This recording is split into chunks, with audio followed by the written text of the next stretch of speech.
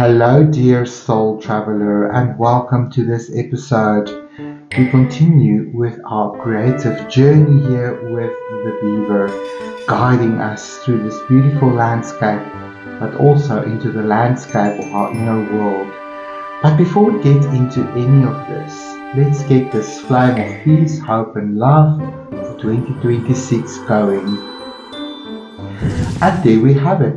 My all beings benefit. Beautiful, right? Okie dokie. So for today's session, we are going to be painting the landscape in the distance across the waters, the shore across the water.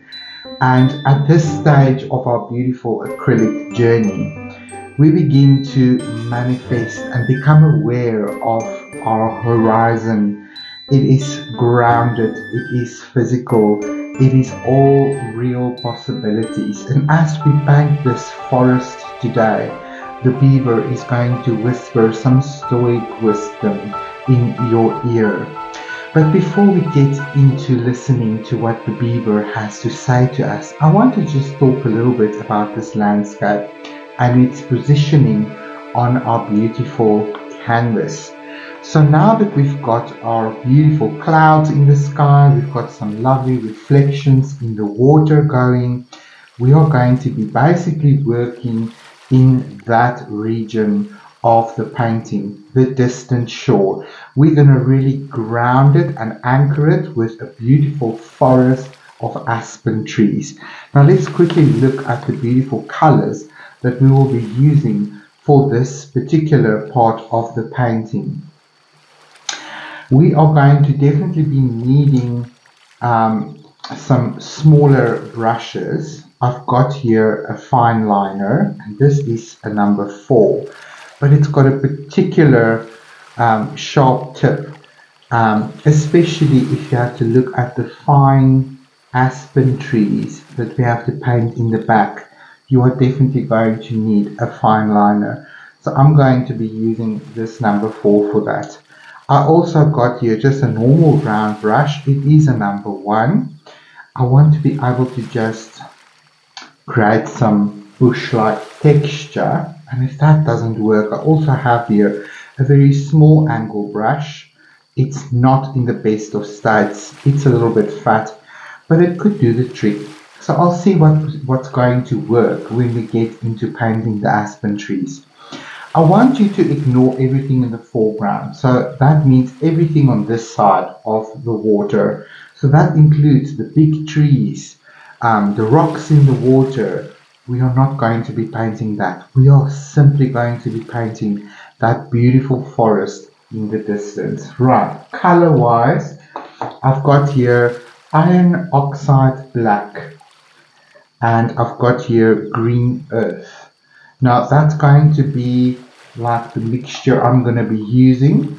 I'm also going to be adding a little bit of alizarin crimson. Those three together makes an amazing dark green that's almost black and very grounded. But it's not just black. It's not just flat. There's beautiful dimension to it. So we're going to lean into that. And then for the aspen trees itself there in the distance, I think I'm going to be using my grey. Now if you don't have a grey, this is like a medium grey, you can just mix your black and your white, or you can mix your complements together. Whatever blows your hair back and makes you feel comfortable. Then I've also got here burnt sienna, and I've got my terracotta. Now if you don't have terracotta, you can always use cadmium red. You can add a little bit of burnt sienna to it, and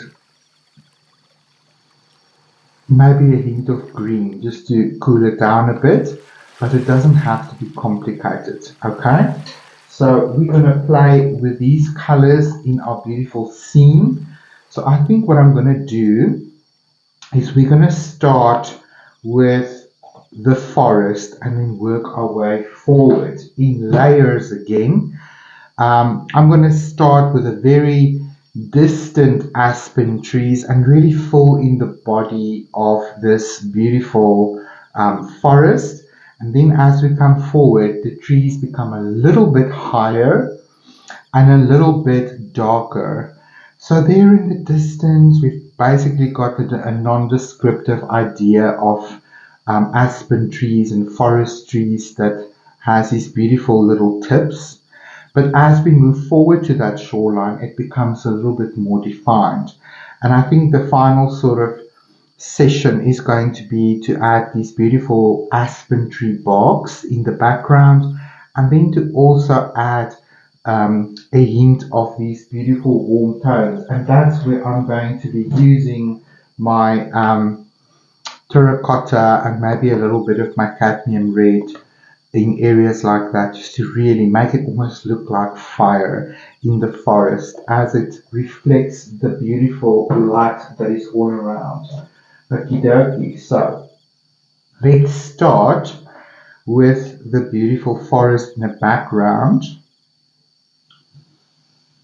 And for that, I'm not going to make it too dark. I want some clarity to come forward with the black, but let's start with the black. Dispense a little bit of black. I'm going to use my green earth. Now, if you don't have green earth, you can use your phthalo green, you can use sap green, any green that you have really. You're just going to have to play with your ratios of how much black and red you add to it to darken it.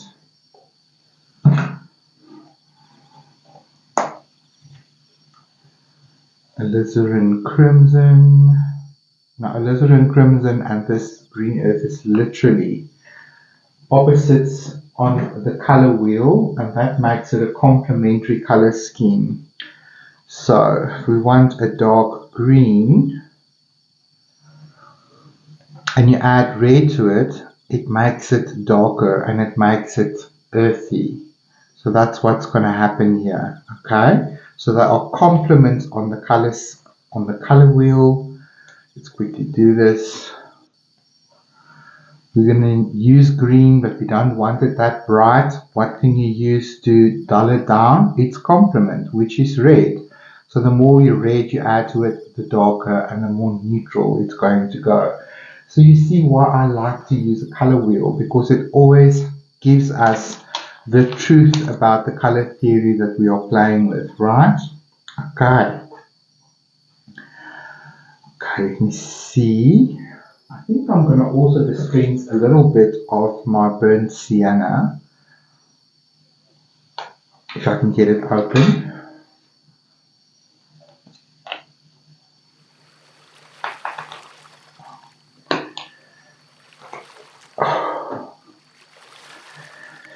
Have mercy, mercy, mercy.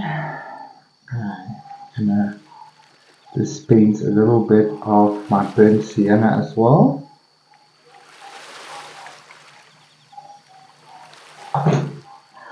Alrighty then, I think that is beautiful. Now I'm just going to place my reference material where I can keep an eye on it as we ground this forest into the background. I think I'm going to start with this angle brush of mine, and I'll mix the color with that and then see how that goes for me. Now let's talk about the sort of shape. The horizon is going to be very straight, but your aspen trees in the middle part of your embankment, they're going to be smaller. And as we go towards the perimeter, can you see that they go wider? So this gives us atmospheric perspective.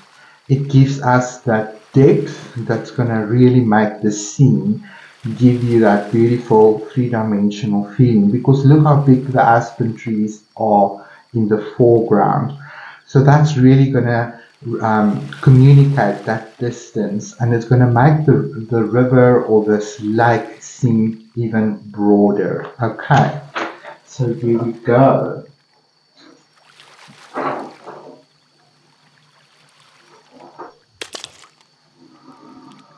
Okie dokie. I think I'm going to start with a bit of this brown and bring it to this area where I'm going to mix color.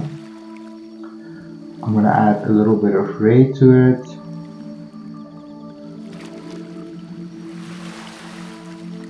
And I'm going to grab a little bit of my green and sort of begin to make a muddy, natural kind of vibe color.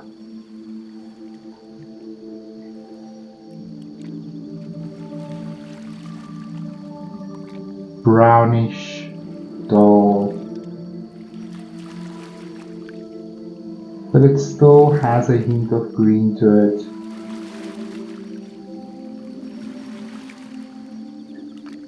Almost like a little bit of a olivey, brown, army green kind of color.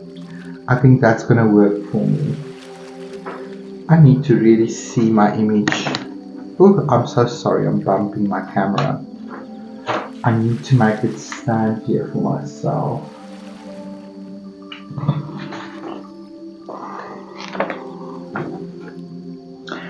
Much better.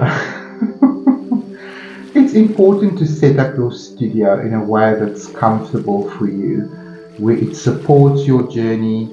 It mustn't add to any frustration. It must just become a joy for you to paint. So set up your studio in a way that supports you and that makes you feel comfortable. Right. The best place to start is to start. So I'm going to just begin to talk about these trees.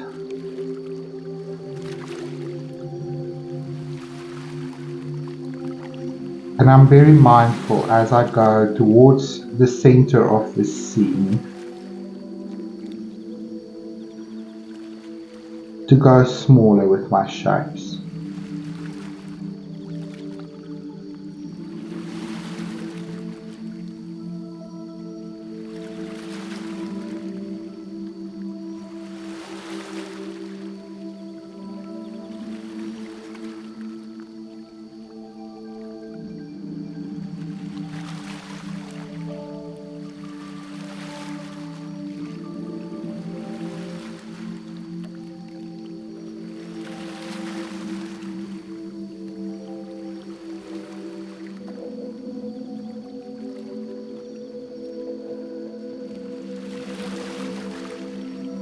And I'm just also mindful not to be too repetitive with my patterns.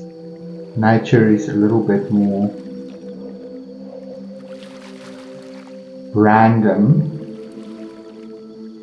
but there is also repetition.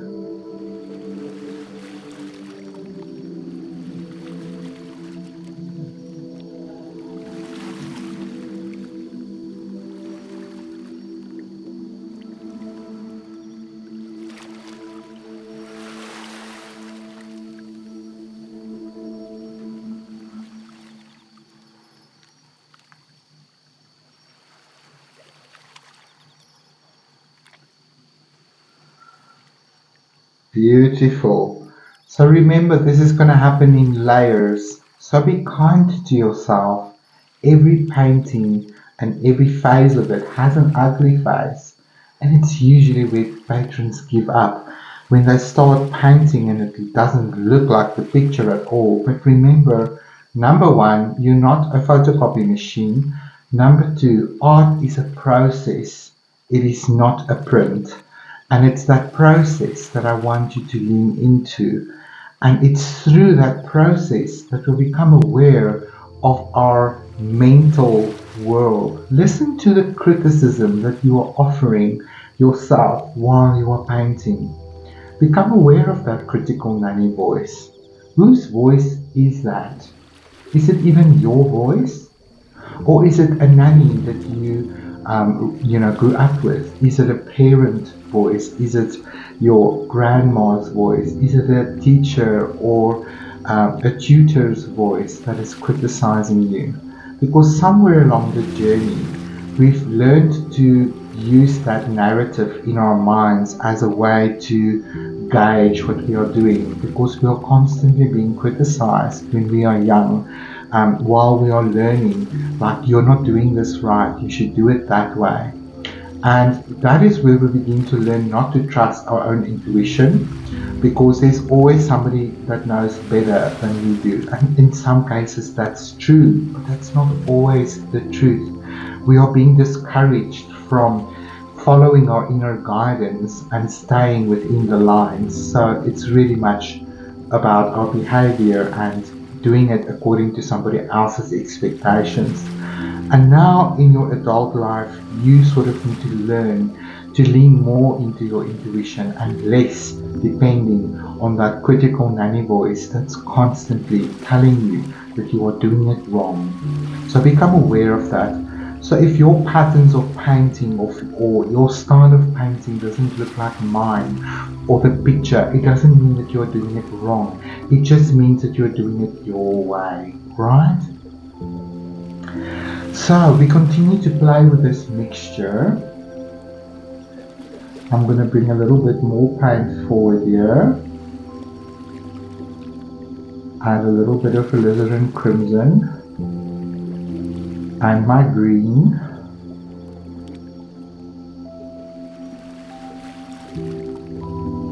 And a hint of black.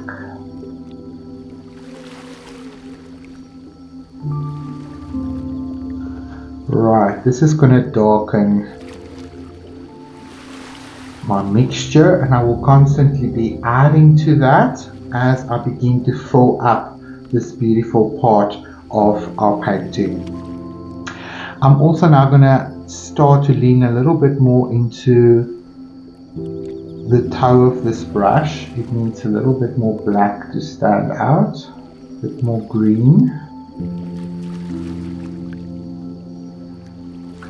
And I'm going to play with the toe of the brush, and I'm just going to bring some lines down.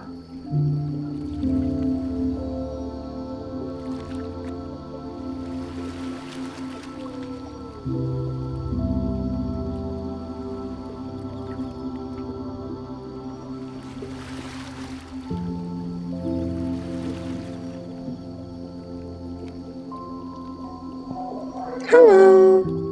This is a beautiful stage in the art journey, because now the world beyond the water begins to take shape. What once felt distant, unknown or obscured is becoming visible. This is the moment where the inner work starts revealing itself in the outer world. As the far shoreline emerges, remember, the world around us is not separate from us. The way we move through life shapes what we notice, what we create, and what we believe is possible. The landscape across the water represents the life waiting beyond fear, beyond distortion, beyond uncertainty. Not fully reached yet, but now visible. I'm going to switch to something narrower, like my small flat brush.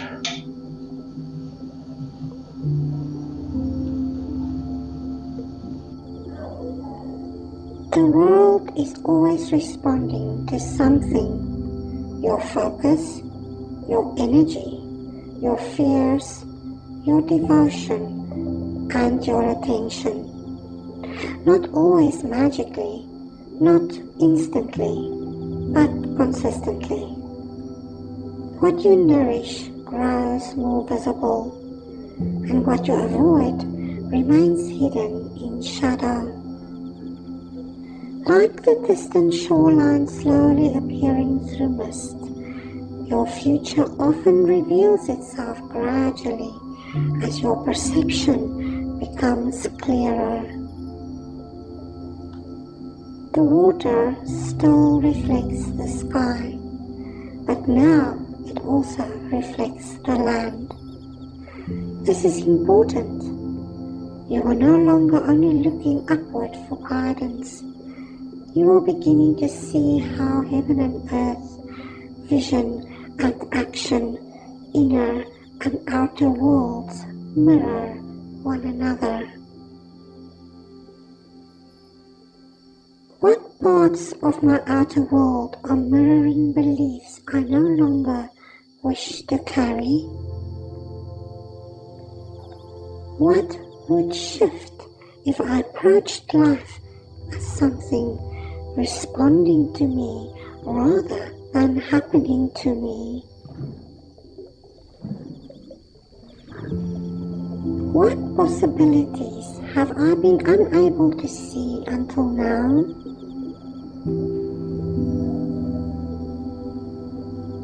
How has my inner landscape shaped the world I experience around me?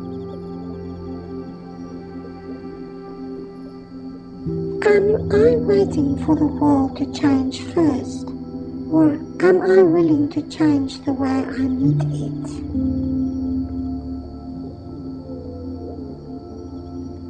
What begins to appear when I stop fighting the current and start observing it?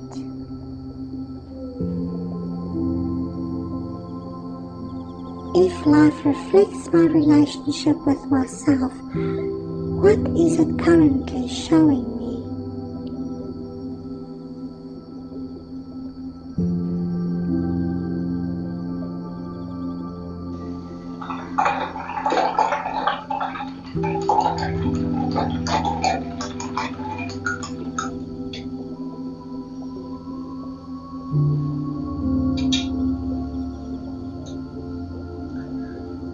Right, I'm going to switch to this fine liner of mine because I want to begin to talk about the foliage and the branches of the tree.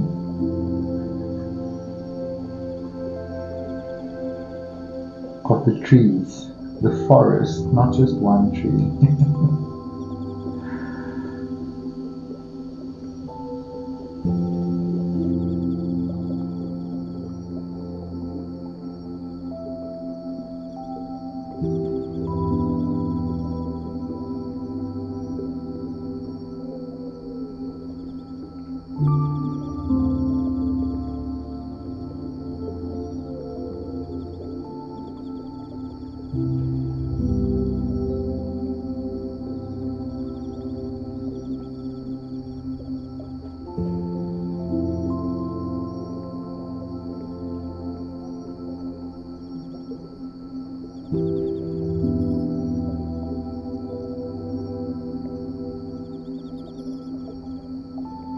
So one thing I want to mention about the trees is notice that the branches is pointing slightly towards the sky. So as you put in a little bit of branch detail, just become aware of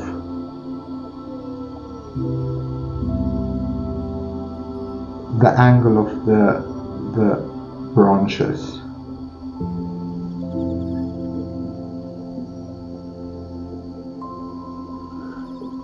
Beautiful.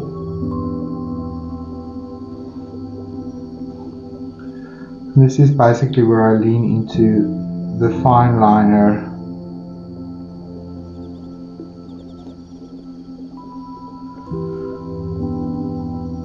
riding on the toe of the brush and then gently building the tree as I go down.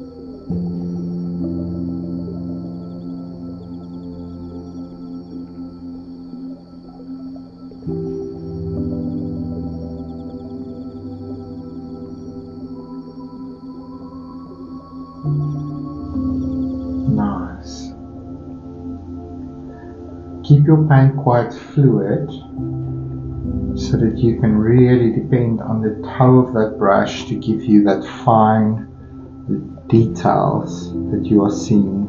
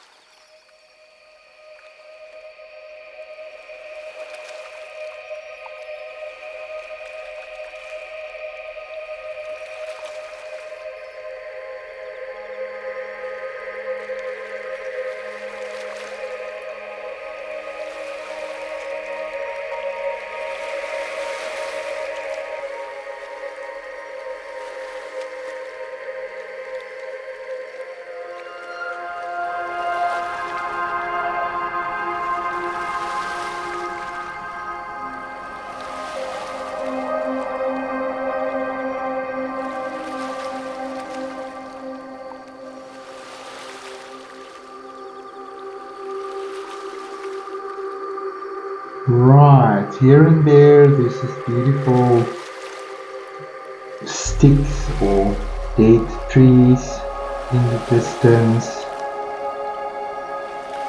So really what I'm focusing on is basically the treetops, and that is giving me some contrast and texture here. So making marks that represents a forest in the end will basically give you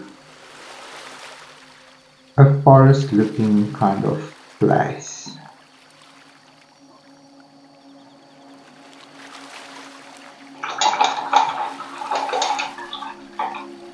Right, so now I'm going to move forward to the very foreground of this background, and this is where I'm going to lean into a little bit of my grey. I don't want to use white because it's not that bright.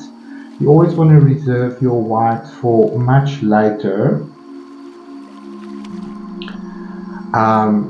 because we're going to need quite a bit of brightness in the foreground. So now I'm just going to play with this grey. Just want to mix it nicely.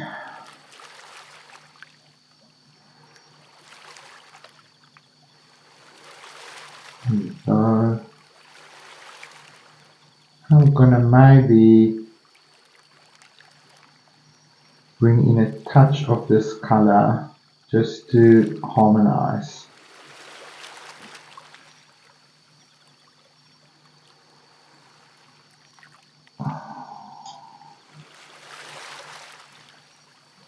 Maybe give us more than one option. This almost feels better to me now. In between.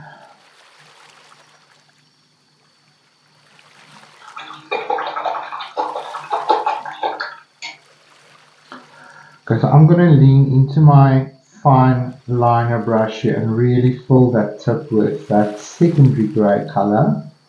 That's medium in tone, maybe medium dark. It's between the medium and the dark. And let's begin to draw some aspen trees.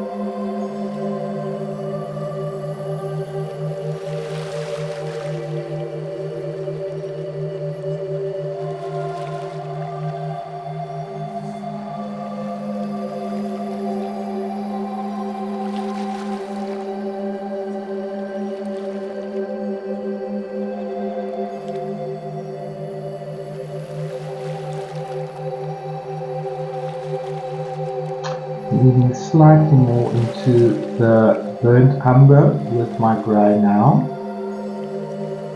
As we go towards the spot under the moon, the aspens are slightly warmer.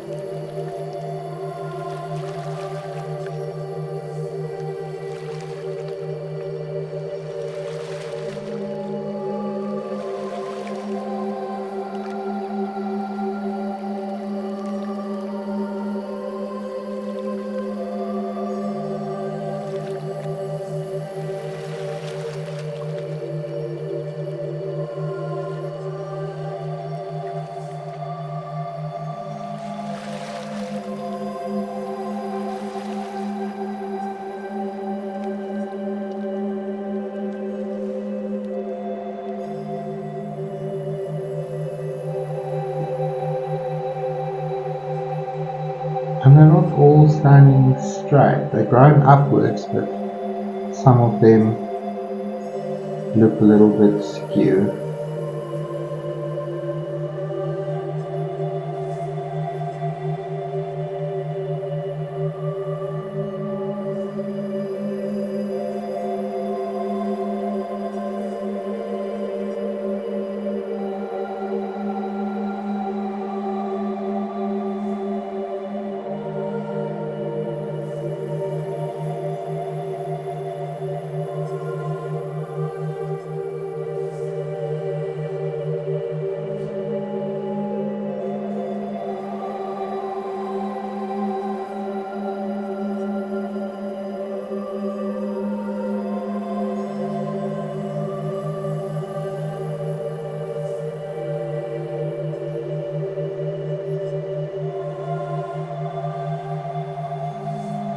And here and then you might see the moonlight reflect on some of these trees in the background using this dark grey, just to mention some of the stems.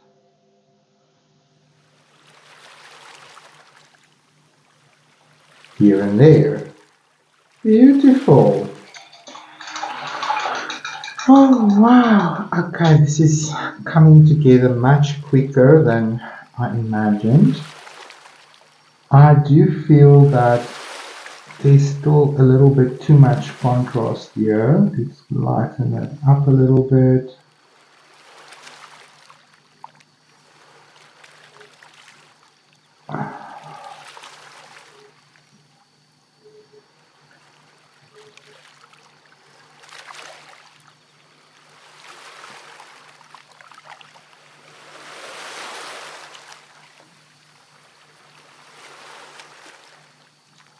I want to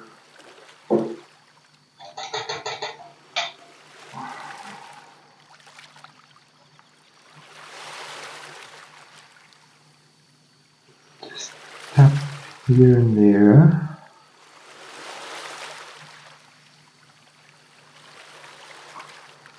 Just to give myself a little bit more of a background blend.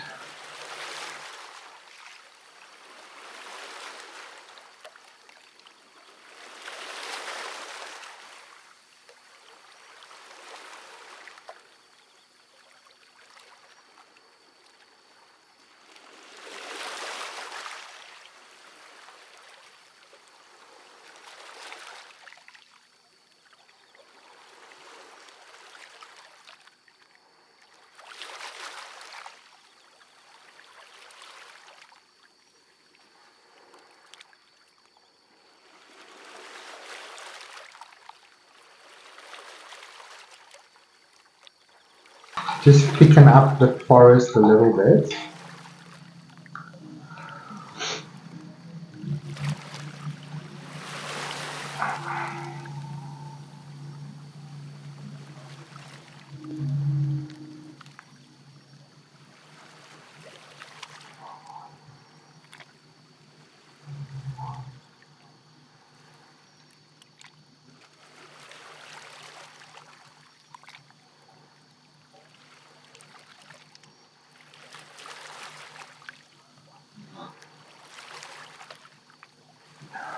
Here and there I do want to just bring in a little bit more green.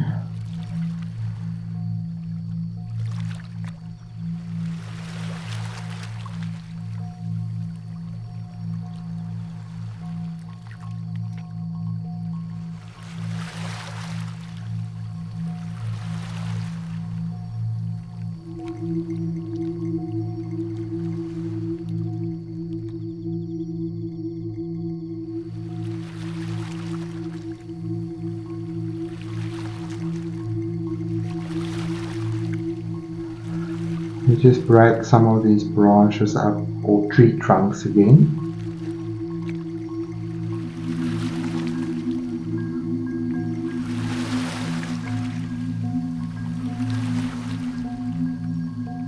Making sure I'm painting over my masking tape so that when we pull that off later, the painting goes all the way to the edge.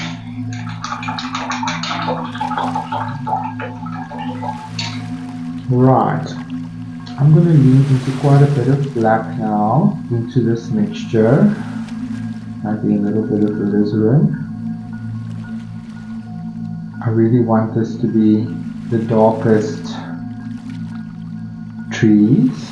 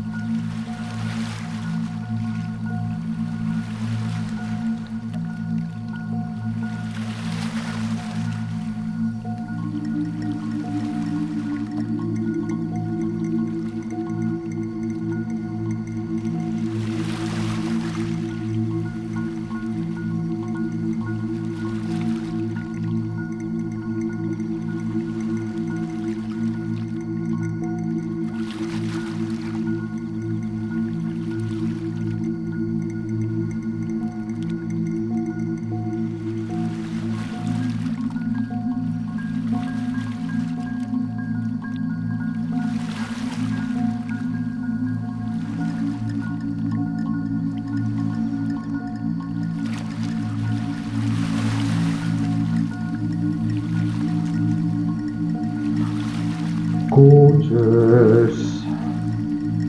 And then I just like to do some horizontal lines as well, just to indicate the shore. We're going to have to let this dry completely before we add in the final details of highlights and playing with a little bit of the foliage that reflects those beautiful warm terracotta tones. So I'll see you now. Right, now that the trees are dry, we're going to go into this lighter grey mixture of ours. And I'm really going to punch up some of these highlights.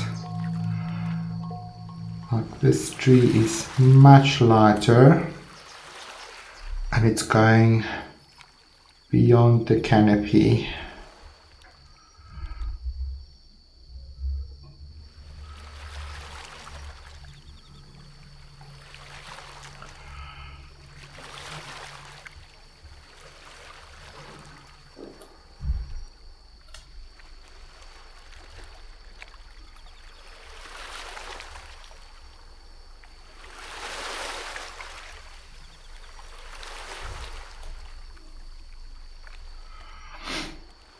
Really just play on the toe of your brush.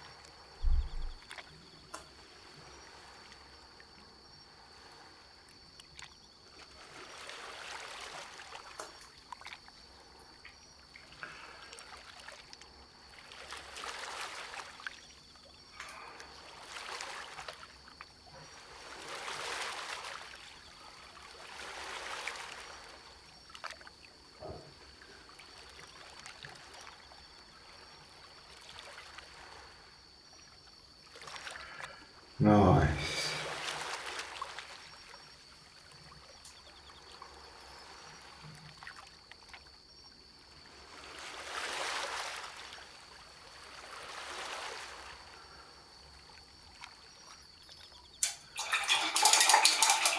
I think that is enough aspen trees in the background. Now let's play with that terracotta. Let's start with the terracotta. Not a lot.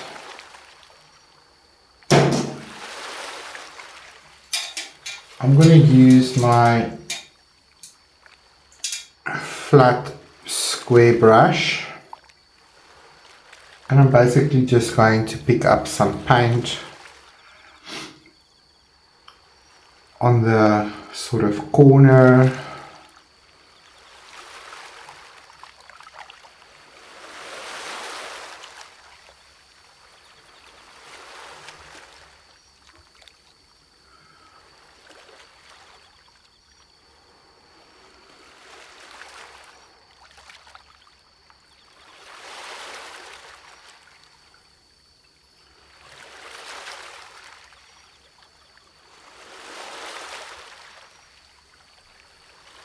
I'm just going to pick up some of the foliage and bushes that we might see, accentuating this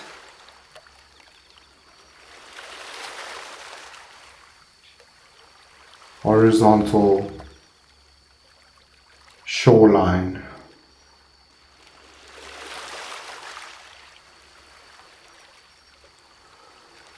Just really making some dots, clumps of color together. It's going to do its own storytelling.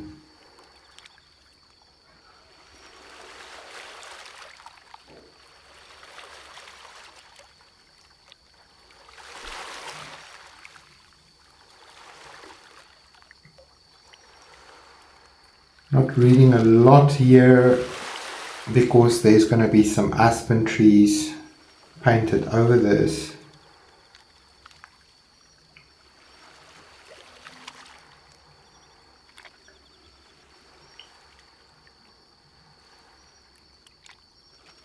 Just picking up some reflections on some of these branches here and there.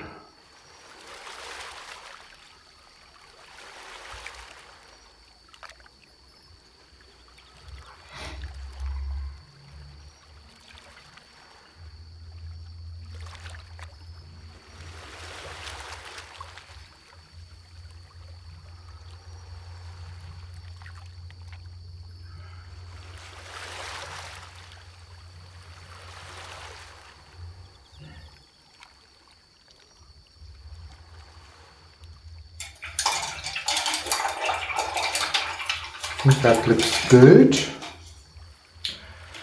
I'm going to lean into my other round brush. I want to bring in a little bit of my cadmium red light, like very little.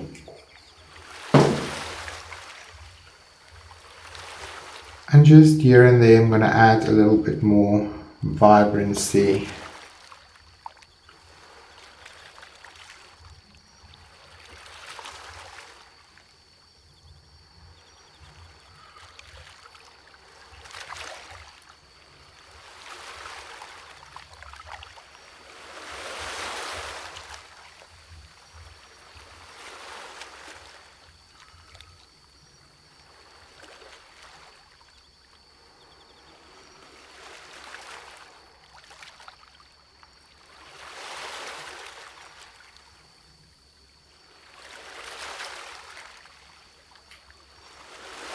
Really connecting that shoreline.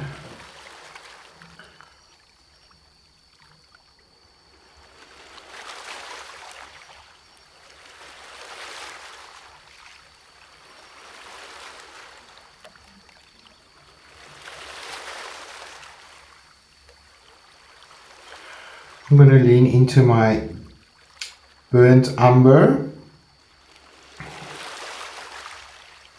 Again, a little bit of variety.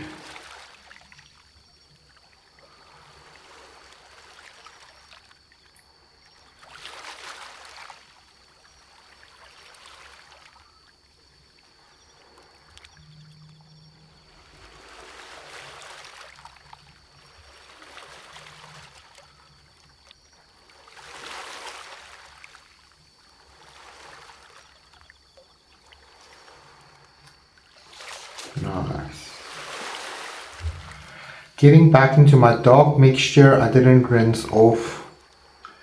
I just want to strengthen the landscape here and there with a few horizontal shadows.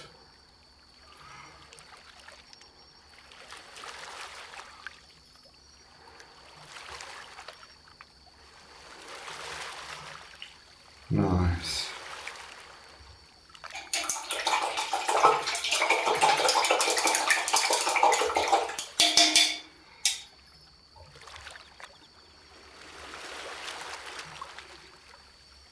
That feels really good.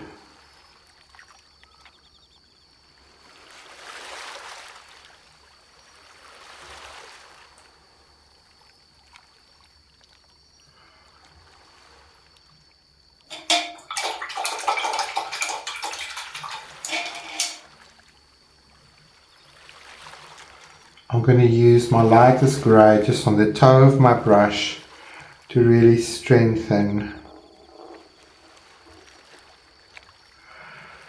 that distant shoreline.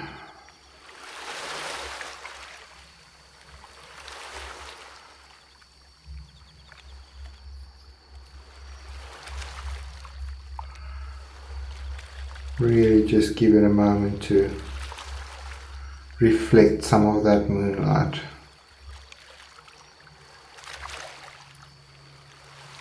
Gorgeous.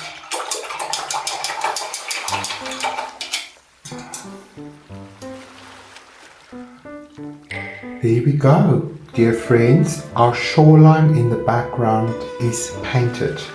I really do think it looks beautiful. So catch up with me, reflect on the beautiful messages of the beaver, and in our next episode we will continue our journey forward as we start to place objects in the water like rocks, and then really bringing this foreground into the picture as well. So I'll see you guys in the next episode. Stay kind to one another, stay true to yourself. Bye bye for now.